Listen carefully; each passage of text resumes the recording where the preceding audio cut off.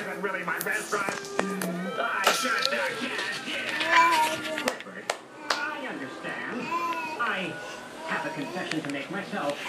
I made everything up about my life. I have no yacht, jets, or anything. I was only trying to impress you. The horrible, sad truth is, I'm a cashier too.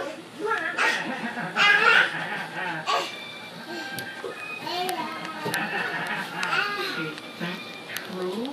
Of course not. I'm filthy stinking rich.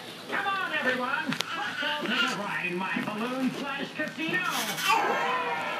Slash casino. I got such a headache. What's going on with you? I'll be usual. Would you get out of here?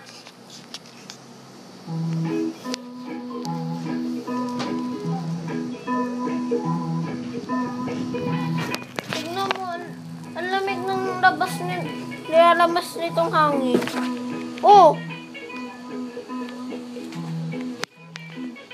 Tigas. Kaya tumunog yung ulo niya. Kulit tong batang to eh.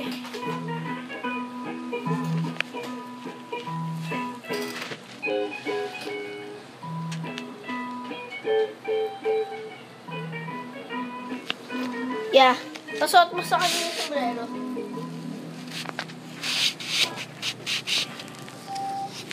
Ano yung gusto dito na sa area? Ako, nakita ko na abang dito. Pauwi ka na ba? Halika, sabi ka na sa akin. Ay, naku, meron lang sir, okay lang po na kaya. Saka, di pa rin po kasi ako uuwi dahil meron po akong kasina na modern unit na isang subdivision. Bibili kayo ng bahay? Akala ko ba mag-rento muna kayo?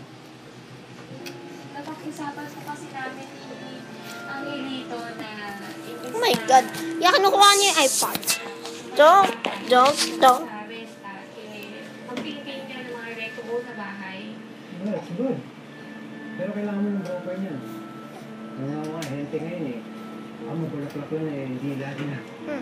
Pakilala kita sa broker ko. Hindi ka, sabi ka na sa akin.